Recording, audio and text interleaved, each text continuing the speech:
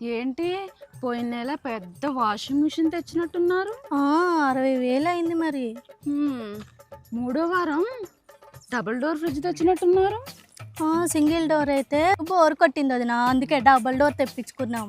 పోయిన వారం మీ ఇంట్లో పట్టనంత టీవీ తెచ్చినట్టున్నారు? ఫస్ట్ టీవీ సైజ్ చూసి తర్వాత ఇల్లు కట్టించుకుందామని తెప్పించుకున్నా. ఆహా, మీ ఆయన చాలా గొప్పోడు కదా, నువ్వేది అడిగితే అది కొనిస్తున్నాడు. కొనిపిపోతే ఎట్లా మరి, ఊరుకుంటానా? నేనంటే చచ్చేంత ప్రేమ మా ఆయనకి.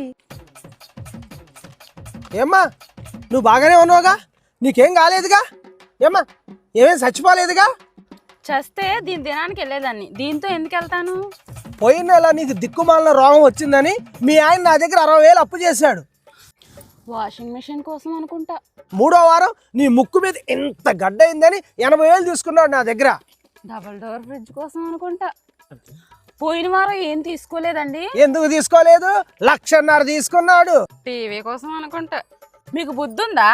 ఇంట్లో పట్టని టీవీకి 1,50,000 అప్పిస్తాడా ఎవడైనా? నాకేం తెలుసు, నా పెళ్ళం చస్తుందంటే ఇచ్చాం, జలసాల కోసం అయితే ఎవడిస్తాడు? ఇగో ఎన్నిసార్లు ఫోన్ చేసినా మీ ఆయన నా ఫోన్ ఎత్తట్లేదు. మర్యాదగా నా అప్పులు తీర్చకపోతే నేనేం చేస్తానో నాకే తెలియదు. అప్పులు చేయటం జలసాలు చేయటం ఏమనుకుంటున్నారు? ఏంటి చేతులారా సంసారాన్ని నాశనం చేసుకుంటావా? అప్పులు చేసుకొని సంసారంలో తిప్పలు తెచ్చుకుంటావా? నువ్వు ఒక ఇంటి ఇల్లాలివే, పైగా బిడ్డలకి తల్లివి. నువ్వే కరెక్ట్గా లేకపోతే నీ సంసారం ఏమైపోతుంది? అన్నీ ఉన్నాయి అనిపించుకోవడం కోసం ఉన్న వాటిని పోగొట్టుకోకు. ఇంకోసారి ఇలా చెయ్యని, నాకు బుద్ధి వచ్చింది. సరే రా వెళ్దాం.